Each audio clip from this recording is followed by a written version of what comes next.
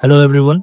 Today I'm going to explain one of the most important topics of English grammar, tense. देखो, अगर आप tense के questions में error कर रहे हैं तो इसका सिंपल सा मतलब है कि कहीं ना कहीं बेसिक कंसेप्ट्स में क्लैरिटी नहीं है। अगर आपके साथ ये प्रॉब्लम है तो पूरे ध्यान से इस क्लास को देखना, क्योंकि we will be beginning with the basics of tenses और स्टेप बाय स्टेप ग्रामर के कंपटीशन लेवल वाले क्वेश्चंस के तरफ बढ़ेंगे। तो इस वीडियो में हम सब समझने जा रहे हैं द बेसिक्स ऑफ टेंसेस। सबसे पहला क्वेश्चन जो हमारे दिमाग में आता है, it is what is tense. Tense होता क्या है? तो tense is basically a grammatical concept. It is a grammatical concept और इसका फंक्शन क्या है? That tells about time of an action. About time of an action.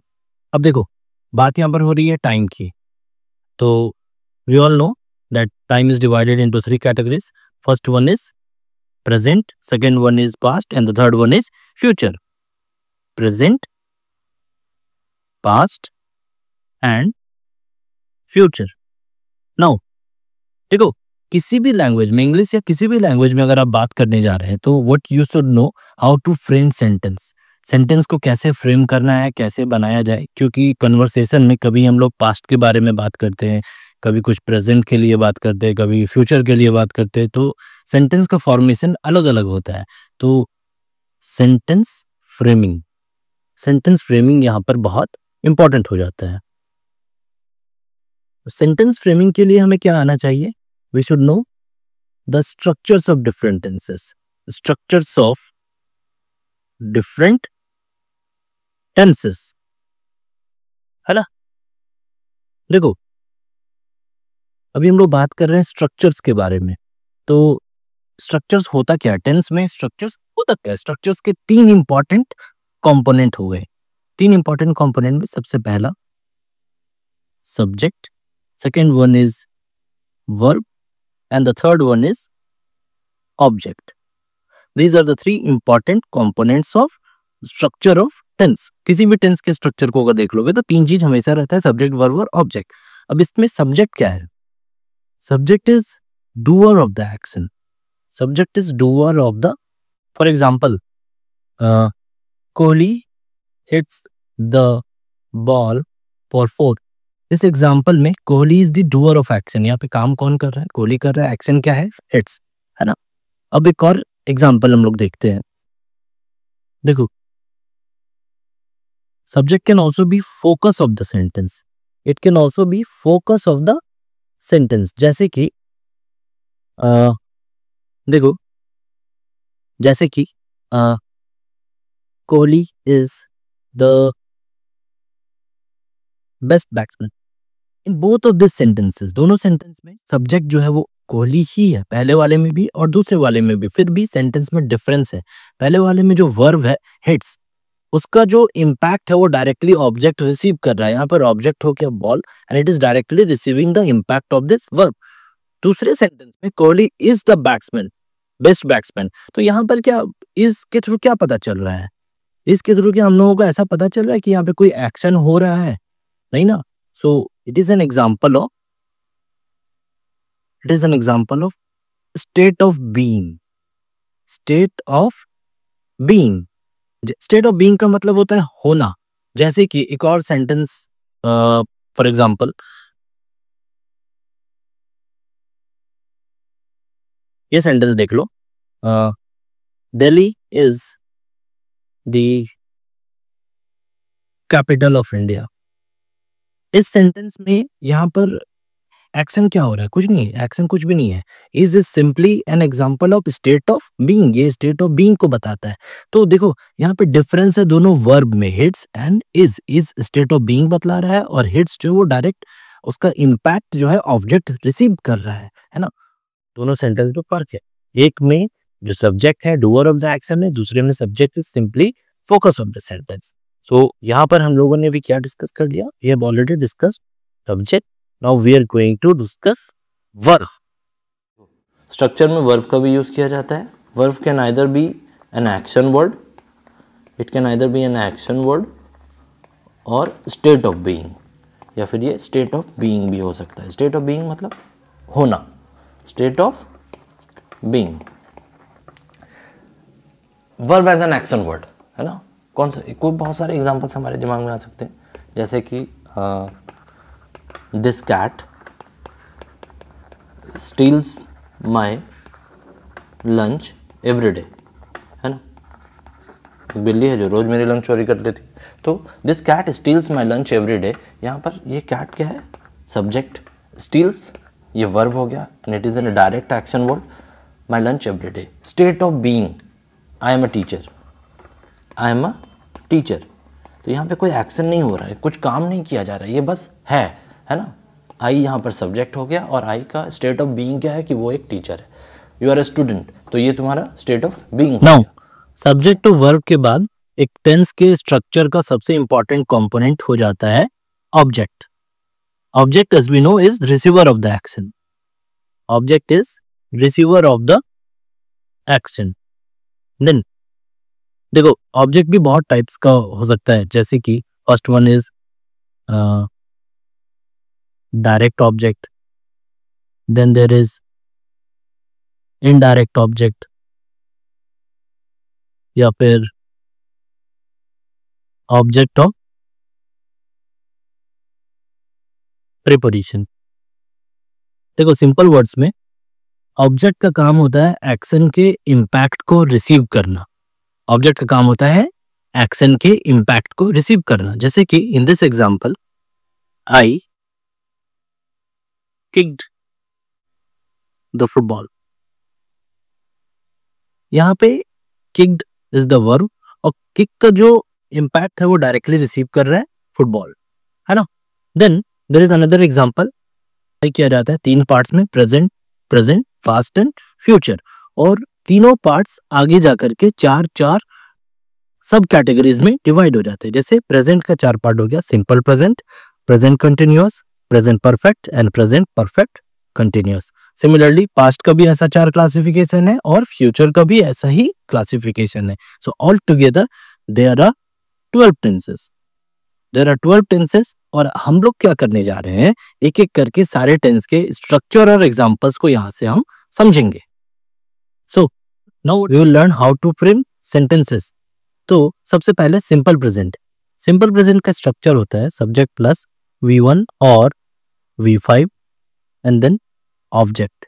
Now अब ये हम लोगों को ऑलरेडी मालूम है कि सब्जेक्ट क्या होता है, वर्ब क्या होता है, ऑब्जेक्ट क्या होता है। सब्जेक्ट का काम है it is doer of the action, verb जो एक्शन हो रहा है, और ऑब्जेक्ट एक्शन के इम्पैक्ट को रिसीव करता है ना। तो देखो for example, your dog Yeats to much food. तो इस सेंटेंस में योर डॉग, डॉग यहाँ पर आपका सब्जेक्ट हो गया, इट्स यहाँ पर V5 हो गया, और फूड यहाँ पर आपका ऑब्जेक्ट हो गया। तो ऐसे ही सेंटेंस को फ्रेम किया जाता है। अब इसी सेंटेंस का अगर नेगेटिव बनाना है तो स्ट्रक्चर होगा सब्जेक्ट प्लस डू और does not plus V1 plus object. अब इसी सेंटेंस के नेगेटिव फॉर्म को बना करके देखो, है ना। Whatever is given there, your dogs does not eat too much food. तो देखो यहाँ पे अभी हम लोगों ने 2 स्ट्रक्चर को समझा। पहला स्ट्रक्चर जो है it is an example of assertive sentence, ये एक असर्टिव सेंटेंस है, एक नॉर्मल स्टेटमेंट है। दूसरे स्ट्रक्चर को अगर देखोगे तो इट इज नेगेटिव स्ट्रक्चर। तो असर्टिव और नेगेटिव के बाद जो स्ट्रक्चर हमें याद रखने की जरूरत है it is the interrogative structure. जैसे कि फॉर एग्जाम्पल, अगर इसी सेंटेंस को आपको क्वेश्चन में कन्वर्ट करना है तो आप क्या करोगे, देखो your dog does not eat too much food. यहाँ पर जो हेल्पिंग वर्ब है, ऑक्सिलरी वर्ब डज, इसे यूज किया जाता है एज अ क्वेश्चन वर्ड, जैसे व्हाट, व्हेन, वाज होता है ना, तो ऑक्सिलरी वर्ब का भी यूज किया जा सकता है एज अ क्वेश्चन वर्ड। तो स्ट्रक्चर यहां पर हो जाएगा डू या फिर does plus subject plus V1 plus object, है ना, और साथ में एक क्वेश्चन मार्क ये लगाना जरूरी हो जाता है। Your dog it's to much food, इसका क्वेश्चन फॉर्म, इसका इंट्रोगेटिव फॉर्म क्या हो जाएगा? It will B does your dog eat too much food. तो अभी हम लोगों ने सिंपल प्रेजेंट के 3 स्ट्रक्चर को डिस्कस किया। First one is assertive structure, then the second one is negative structure, and the third one is interrogative structure. Interrogative मतलब question word, question sentence, जिससे question पूछा जाता है। This one is interrogative. And so these are the 3 structures which we need to remember. Sentence पहला structure जो है it is assertive structure, second one is negative structure, and the third one is interrogative structure. देखो जैसे structures में अभी हम लोगों ने देखा V1 एंड V5, वैसे ही वर्ब के और भी स्ट्रक्चर्स और भी फॉर्म्स होते हैं V1, V2, V3, V4 and V5। Example के लिए verb go, went, gone, going, then goes. अब स्ट्रक्चर में क्लियरली मेंशन रहता है आपको कहाँ पे V1 यूज करना है, कहाँ V2 यूज करना है, कहाँ V3, कहाँ V4 है और कहाँ पे V5 यूज करना है। तो आपको बस ये जानना जरूरी है कि V1 is present form of verb, V2 is past form of verb, V3 is past participle form of verb, और V4 जो है it is called as present participle. It can also be called as continuous form of verb, या फिर इसे ING form of verb की तरह भी याद रख सकते हो। And V5 it is singular form of verb, V5 is singular form of verb. देखो यहां पर V5 is used only and only in simple present, है ना, सिर्फ और सिर्फ सिंपल प्रेजेंट में V5 फॉर्म ऑफ वर्ब को यूज किया जाता है। सिंपल प्रेजेंट में भी किसके साथ यूज किया जाता है? It is used only and only with third person and singular subject, third person and singular subject. It is used only and only with third person and singular subject, है ना। V5 form of verb is used only with third person and singular subject. तो इसका example जैसे कि he is third person singular number, और she या फिर it,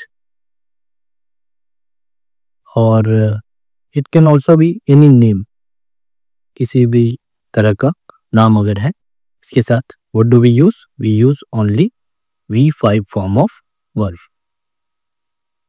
Present continuous. The structure of present continuous. It is subject plus is am are plus V4 यानी ING form of verb plus object. अब यहाँ is am are ये क्या है? Helping verb है, and V4 is the main verb. Suppose the sentence is she is dreaming of pizza, है ना। Subject यहां पर सी, सब्जेक्ट हो गया she, is the helping verb, dreaming is the main verb, and object यहां पर pizza, है ना। तो ऐसे ही सेंटेंस को फॉर्म किया जा सकता है प्रेजेंट कंटिन्यूअस फॉर्म में, है ना। Now this one is assertive structure. Suppose एक नेगेटिव सेंटेंस बनाना है तो उसका स्ट्रक्चर क्या होगा? बहुत आसान है। नेगेटिव स्ट्रक्चर बनाने के लिए जो हेल्पिंग वर्ब है, जो प्राइमरी ऑक्सिलरी है, उसके जस्ट बाद नॉट लगा दो, is, am, are. These are the helping verbs. Helping verbs के बाद हम लोग क्या लगाएंगे? Not. बाकी का स्ट्रक्चर सेम ही रहेगा, है ना? So this is the negative structure of present continuous form of verb tense. Then what will be the sentence? The sentence will be, she is not dreaming of pizza.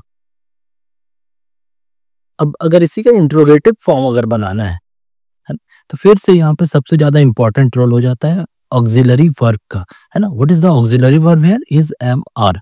ये helping verb ही auxiliary verb है और यही सबसे ज्यादा important बन जाता है because we have to use this verb as a question word, है ना? So the interrogative structure is, am, are plus subject plus object. This one is interrogative form.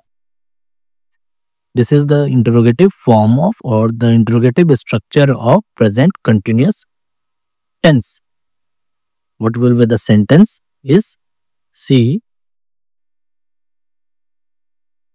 dreaming of pizza? With a question mark.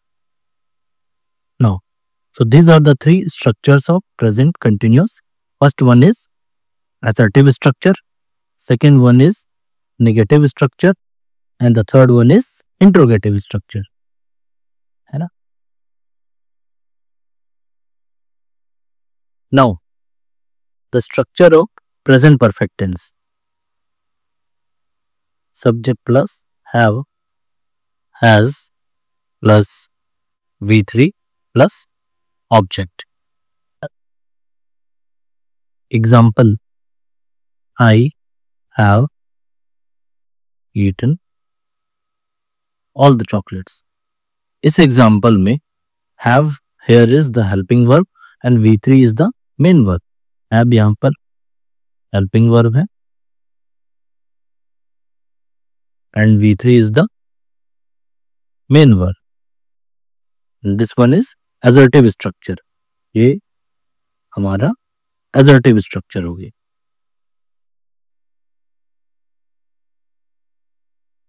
About negative structure. Present perfect में अगर एक negative sentence बनाना है तो उसका structure होगा helping verb के just बाद we just have to insert not. जैसे subject plus has और have plus not, V3 and object. अब इसी सेंटेंस को हम लोग चेंज करके देखते हैं.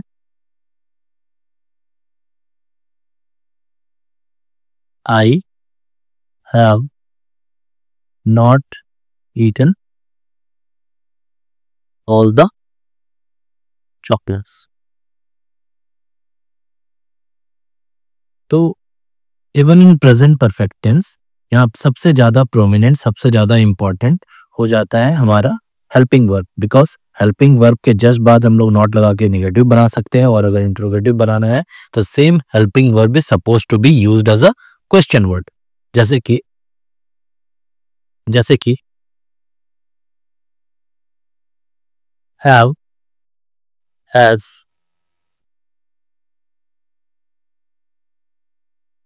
है ना? This is the interrogative structure. ये हमारा इंट्रोगेटिव स्ट्रक्चर हो गया. कैसे बनेगा सेंटेंस? इसी सेंटेंस को हम तो चेंज करते हैं इंट्रोगेटिव फॉर्म में. तो it will be have I eaten all the chocolates, question mark, है ना? Simple. So these are the three structures of present perfect tense. First one, second and third. These are the three structures of present perfect tense.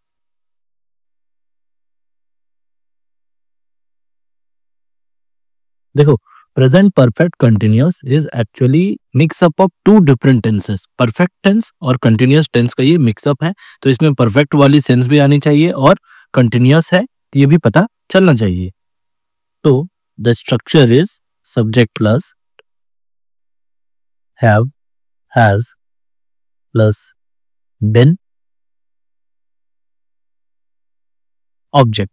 This is the assertive structure. ये assertive structure है present perfect continuous tense का. Because it is perfect tense, तो यहाँ पे perfect tense में have has के साथ V3 लगना चाहिए. This one is the V3. Been is the only V3 which can be used with V4. V4 यानी कि ing form of verb. तो वर्ब के ing फॉर्म के साथ सिर्फ और सिर्फ एक ही वर्ब फॉर्म है V3 है जो यूज किया जा सकता है. इट इज बिन. तो यहाँ V3 भी आ गया और V4 भी आ गया, है ना. So it is perfect as well as continuous. No, he has been talking for hours. He has been talking for hours.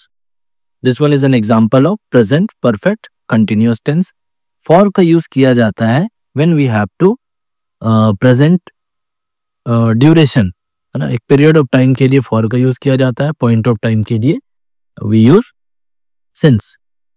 The negative structure of the same tense is subject plus have, has, thus, not, been, V4 and object. देखो ये whenever you have to frame a negative sentence, बस ये याद रखना sentence में जो primary auxiliary है, जो प्राइमरी हेल्पिंग वर्ब है, उसके जस्ट बाद नॉट लगा दो. जैसे यहाँ पर हैव हैज के बाद नॉट लग गया. What are the verbs in this sentence? Have, been and V4 form of the verb. Has भी वर्ब है, बीन भी वर्ब है, टॉकिंग भी वर्ब है. तो यहाँ पर इस सेंटेंस में वर्ब है has been talking. What is the primary auxiliary? यहाँ पे प्राइमरी हेल्पिंग वर्ब है has, the first helping verb which has been used. First helping verb के बाद हम लोग नॉट लगा देंगे. The sentence becomes negative. So this is negative structure. He has not been talking for hours, है ना. This is the second structure. What about the interrogative one?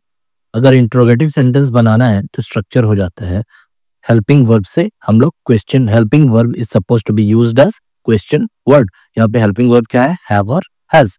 तो have और has plus subject been plus object, है ना. So the sentence becomes has he been talking for hours, है ना. These are the three structures of present perfect continuous. The first one is assertive structure, the second one is negative structure, and the third one is interrogative structure. और present perfect continuous में we need to remember use of for and since. for का use duration के साथ होता है और since का use होता है पॉइंट ऑफ टाइम के लिए. जैसे कि for 2 hours, for 3 hours, for 2 days, for 1 week. These are durations. और अगर पॉइंट ऑफ टाइम बताना है तो what do we use? since. जैसे कि since last year, since Monday, since morning. Now we are going to discuss the structures of past tense. तो सबसे पहले simple past. The structure of simple past, it is subject plus V2 plus object. For example, I met an old friend yesterday. तो देखो इस example में I is the subject, met is V2 and old friend यहाँ पर हो गया object. Now अगर इसी का नेगेटिव बनाना है तो स्ट्रक्चर होगा subject plus did not plus V1 plus object, है ना. जैसे कि the same sentence I did not meet an old friend, है ना. This is the negative form of the same structure. Same sentence. अब तो as I have already told you people कि जब भी इंट्रोगेटिव सेंटेंस को बनाना है या फिर जब भी एक नेगेटिव सेंटेंस बनाना है, what becomes important, the helping verb. यहाँ पे हेल्पिंग वर्ब है डिड, तो डिड से हम लोग क्वेश्चन बनाएंगे, जैसे कि did plus subject V1 object. तो the interrogative form of the sentence it will be did I meet an old friend, है ना। तो these are the different structures of simple past. The first one is assertive structure, the second one is negative structure, and the third one is interrogative structure. Assertive, negative, interrogative. Now the structure of past continuous tense, it is subject plus was, were plus object, है ना।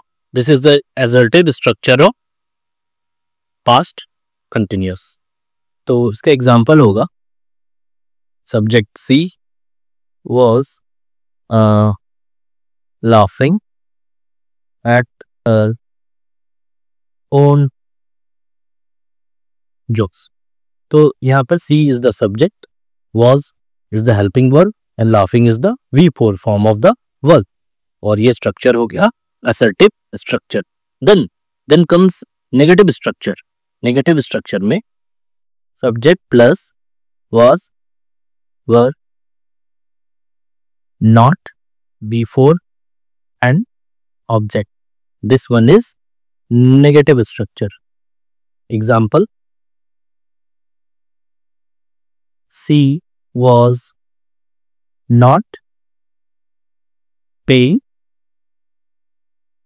attention in the class.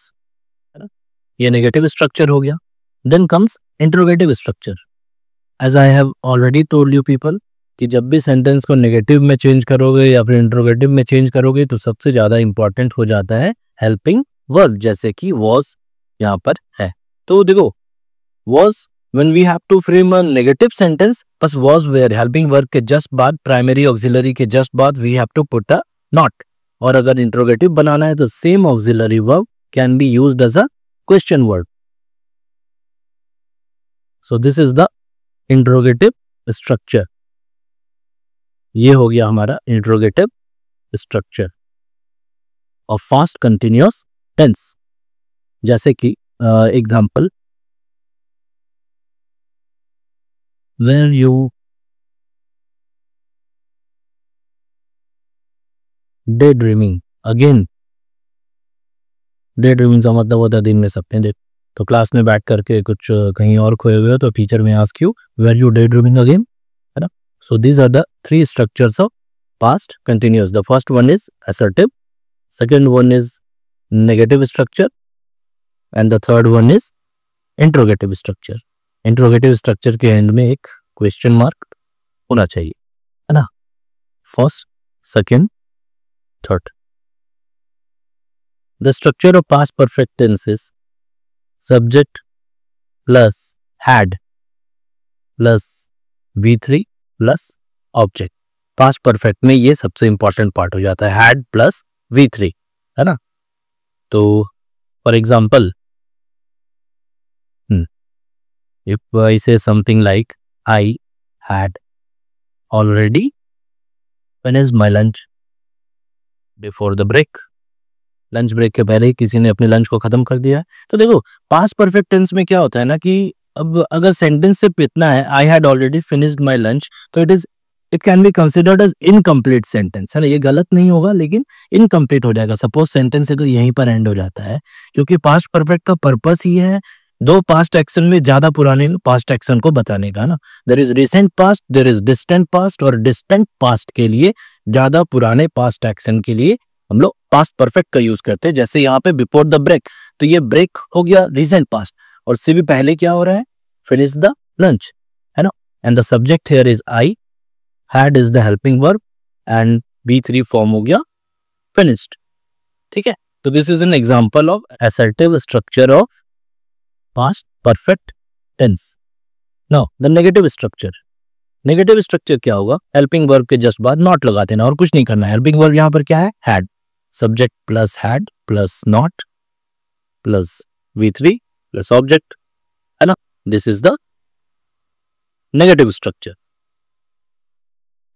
So the sentence becomes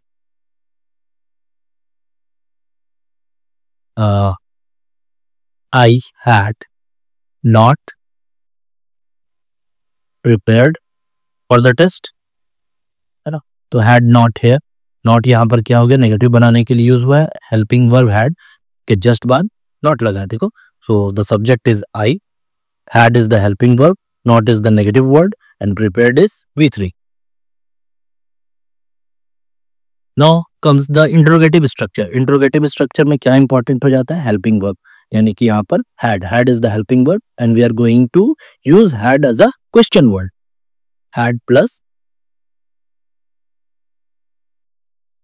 you know, this is the interrogative structure. For example,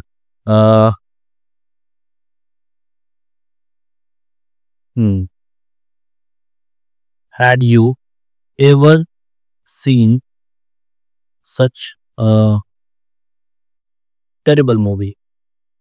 Had यहाँ पर एक question word हो गया, you is the subject, seen is the V3 और object यहाँ पर हो गया terrible movie. So these are the structures of past perfect tense. The first one is assertive structure, the second one is negative structure, and the third one is interrogative structures.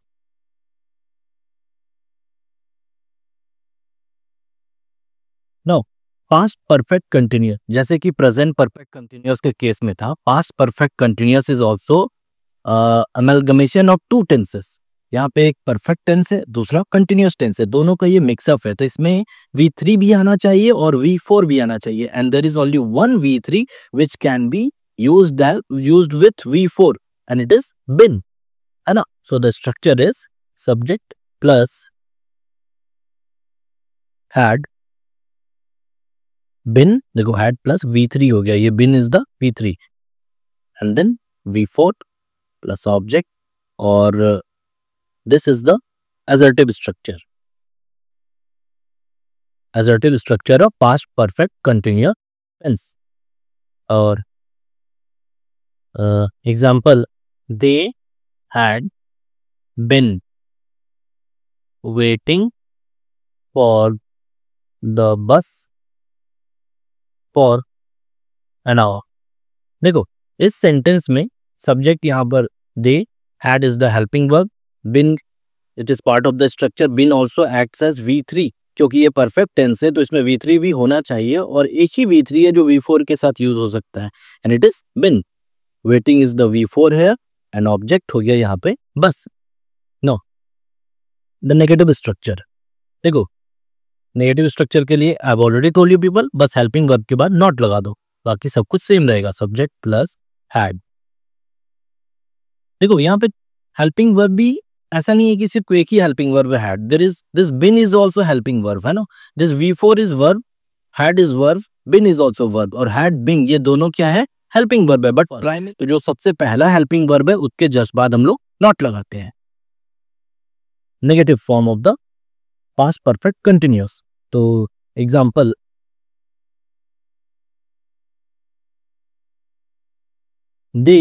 they had been waiting for the bus for an hour, है ना? तो यहाँ पे बोल सकते हैं they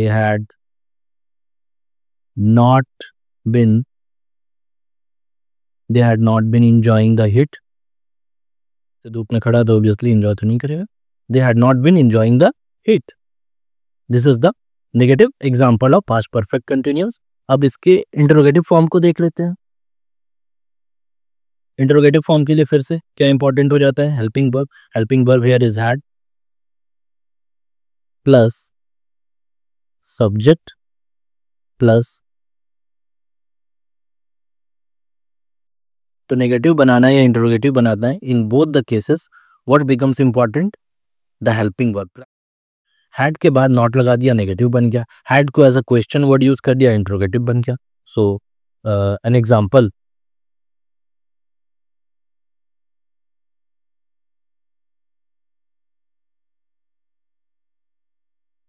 had you been complaining again? Had you been complaining again?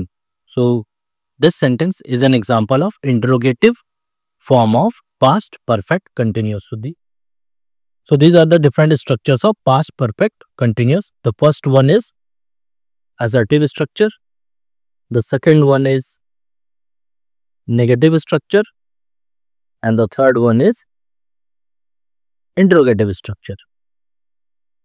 देखो, the structure of simple future is subject plus will, shall plus V1 plus object, है ना. For example, if I say something like I will study from tomorrow. I will study from tomorrow. आज से तो कोई करता नहीं, है ना. तो देखो, in this sentence I is the subject, will is the helping verb, और V1 यहाँ पर क्या हो गया, study. This is the assertive structure. This is the assertive structure. And the negative structure of the same sentence, it is subject plus helping verb के exact बाद हम लोगों को बस not लगा देना है, plus object. Subject plus will, shall, not, V1 and object. This is the negative structure. So the example of negative structure, it will be I will not study from tomorrow. Today I will not study today. ठीक है. देखो, अब suppose इसी sentence का अगर interrogative form बनाना है, the structure will be, सबसे पहले हेल्पिंग वर्ब को लगा लो, plus subject plus V1 plus object, है ना. For example, will I study from tomorrow. तो इन दिस सेंटेंस यहाँ पे विल हमारा हेल्पिंग वर्ब हो गया. आई और will has been used as a question word as well. I is the subject here. I यहाँ पर subject हो गया, study is V1 and बस यहाँ पर एक question mark लगा देना है. Now there is often one confusion कि will और का यूज कहाँ पर किया जाए, shall का यूज कहाँ पर किया जाए. तो it can be easily understood. देखो, अगर कभी भी ये confusion हो कि will का यूज कब करना चाहिए, शैल का यूज कब करना चाहिए सेंटेंस में, है ना. जैसे कि सिंपल फ्यूचर के स्ट्रक्चर में विल और शैल दोनों ऑब्लिक देकर के दिया रहता है, तो हो सकता है कि विल कब लगाना चाहिए, शैल कब लगाना चाहिए, कंफ्यूजन दिमाग में है. तो shall is always used with I and we, ये याद रखना है. Shall is always used with I और वी. और किसी भी सेकेंड पर्सन या फिर थर्ड पर्सन सब्जेक्ट के लिए, सब्जेक्ट अगर सेकेंड पर्सन हो या थर्ड पर्सन हो, तो what do we use will. जैसे कि for example, we will say he will, they will, है ना. ऐसे ही बनाया जाता है sentence. And if shall is suppose to be used, तो वहां पर सब्जेक्ट होना चाहिए आई या फिर वी, यानी कि आई शैल या फिर वी शैल, बाकी का सेंटेंस कुछ भी हो. तो this is normally this is what is suppose to be followed. लेकिन there is one more thing, will is also a modal. Will जो है ना, एक मॉडल भी है. तो as a modal verb, what does it convey. Will के through क्या कन्वे होता है, सर्टेनिटी, है ना. सर्टेनिटी कन्वे होता है. And shall is also a modal. And this modal shall, what does it convey? It conveys formality. Formality या formal language में शैल का यूज किया जाता है। तो सपोज सब्जेक्ट ही है ना, तो अगर सब्जेक्ट ही है लेकिन सेंटेंस अगर फॉर्मल है तो उसके साथ शैल लगेगा। और अगर सब्जेक्ट आई है बट वहां पे सर्टेनिटी का सेंस आ रहा है तो उस केस में आई विल यूज होगा, वी विल यूज होगा, है ना। When do we use it? For certainty. और सेंटेंस में फॉर्मल लैंग्वेज का यूज किया जा रहा है तो ही, दे या किसी के नाम के साथ भी क्या यूज किया जाता है? शैल, है ना। नॉर्मली क्या रूल है? I and we takes shall और second person third person subject takes will. लेकिन अगर सेंटेंस में अगर सर्टेनिटी को कन्वे किया जा रहा है, मॉडल विल कन्वे सर्टेनिटी, तो आई के साथ भी विल लग जाएगा, वी के साथ भी विल लग जाएगा। सिमिलरली अगर फॉर्मल लैंग्वेज का यूज किया जा रहा है तो ही के साथ भी शैल लगेगा और दे के साथ भी शैल का यूज होगा, है ना। तो this is what we are suppose to remember. Now, the structure of future continuous is subject plus will, shall plus be plus before plus object. For example, this time tomorrow I will be sleeping. देखो, this is the assertive structure. ये हमारा assertive structure है। एक negative sentence अगर बनाना है तो structure will be बस वही ऑक्सिलरी, यानी कि फर्स्ट हेल्पिंग वर्ब के बाद we are suppose to put not, है ना। व्हाट इज ऑक्सिलरी है? विल या फिर shall. Not, second helping verb here is be, the sentence will be I will not be working on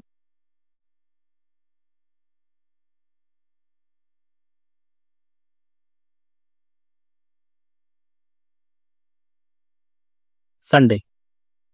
I will not be working on Sunday, है ना। This one is an example of negative sentence, है ना। I is the subject here, will is the helping verb, be is the second helping verb, not is the negative verb, or working is the V4 form of verb. Now the structure of interrogative form of future continuous. It is सबसे पहले helping verb को आगे लगा लो, question word की तरह use करना है। Then comes subject, then the second helping verb be, then V4 ing form plus object, है ना। तो इसका एग्जाम्पल क्या हो सकता है? Will you be working on Sunday, है ना। This is the example of interrogative form of future continuous. So these are the three structures of future continuous. The first one, it is assertive structure. Second one is negative structure. And the third one is interrogative structure. First, second, and third. Now the structure of future perfect tense is subject plus will, shall. Because it is perfect tense तो यहाँ पे have plus V3 तो लगना ही है, plus object, है ना। For example,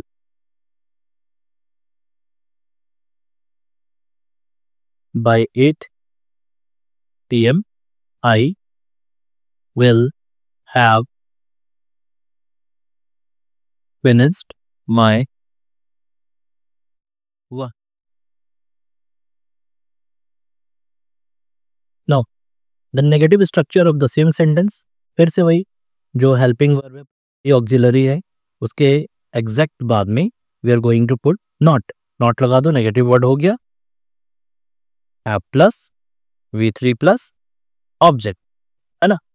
So यहाँ पर एक एग्जाम्पल हो सकता है, by 8 p.m.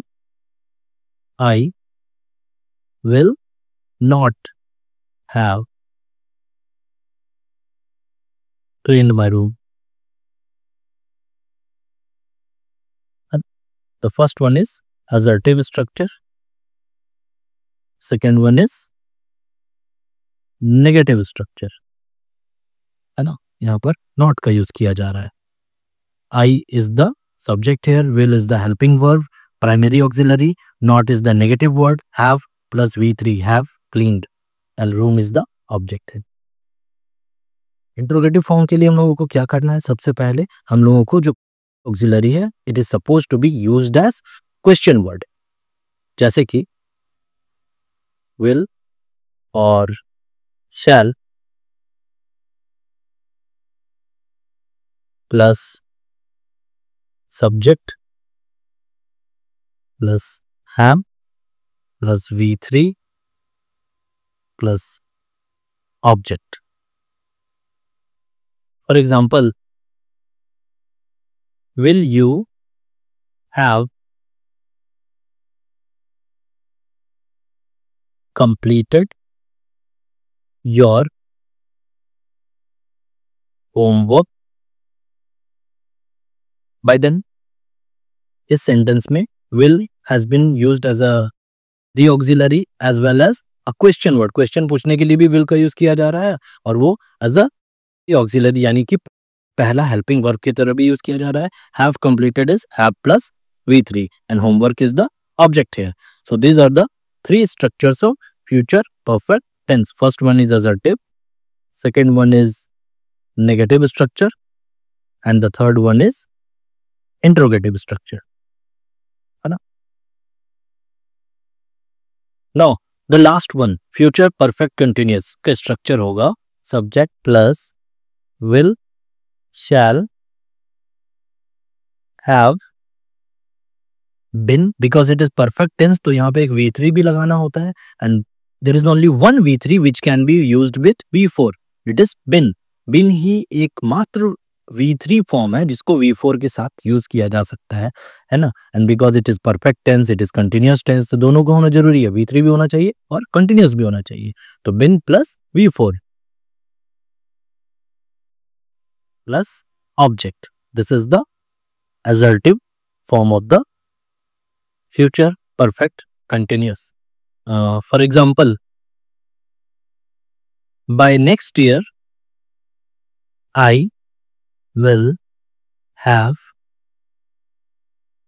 been learning Spanish for 2 years.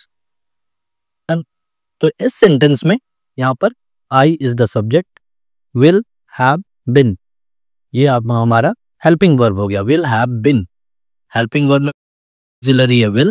the second one have is the second auxiliary, then there is been which is also playing the role of helping verb और learning यहाँ पर हो गया V4 the main verb of the sentence. Now the negative form of this sentence. Negative form अगर बनाना है तो फिर से बहुत सिंपल सा रूल यूज करना है. जो पहला हेल्पिंग वर्ब है ये ऑक्सिलरी उसके जस्ट बाद नॉट लगा दो, जैसे कि यहाँ पर will, shall प्लस नॉट. बाद बाकी स्ट्रक्चर सेम ही रहेगा. been V4 plus objects. The example by next year I will not have been saving much money. I is the subject, will is the helping verb, primary auxiliary इसके exact बाद में ही not लगाना है. have been ये helping verb है and saving is the V4 ये main verb का यहाँ पे काम कर रहा है. money is the object. Now the interrogative structure of future perfect continuous tense. सबसे पहले because we have to frame a question, तो सबसे पहले हम लोग हेल्पिंग वर्ब को यूज करेंगे, ऑक्सिलरी को यूज करेंगे as a question word. Then subject plus object, है ना. This is the structure of future perfect continuous. तो इसका एग्जाम्पल एक हो जाएगा will you have been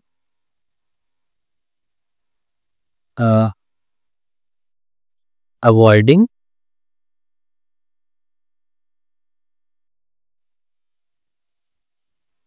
vegetables for that long.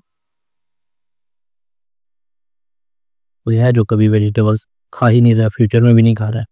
In this sentence, we can see that question has been formed. So these are the three structures of future perfect continuous. The first one is assertive structure. Second one is negative structure. This one is negative structure. And the last one is interrogative structure. है ना? देखो, whatever we have discussed so far, ये बस structure और example ही है. Tense में पढ़ने के लिए बहुत कुछ है, बट अगर आपको स्ट्रक्चर्स नहीं मालूम है तो आप कुछ आगे समझ ही नहीं पाएंगे. It is the best way to proceed कि सबसे पहले क्या करना है, सारे स्ट्रक्चर्स को पढ़ लो, अच्छे से याद कर लो. एक एक टेंस में पढ़ने के लिए बहुत कुछ होता है. रूल्स ऑफ यूसेज पढ़ना होता है कि किस टेंस का कब यूज करना है. तो अभी हम लोगों को ऐसे ही देखना है. This is a chart for assertive structure of tenses. यहाँ पे प्रेजेंट, पास्ट, फ्यूचर, उसके जितने भी फॉर्म्स है सबका असर्टिव स्ट्रक्चर के लिए एक एक यहाँ पर एग्जाम्पल भी दिया गया है.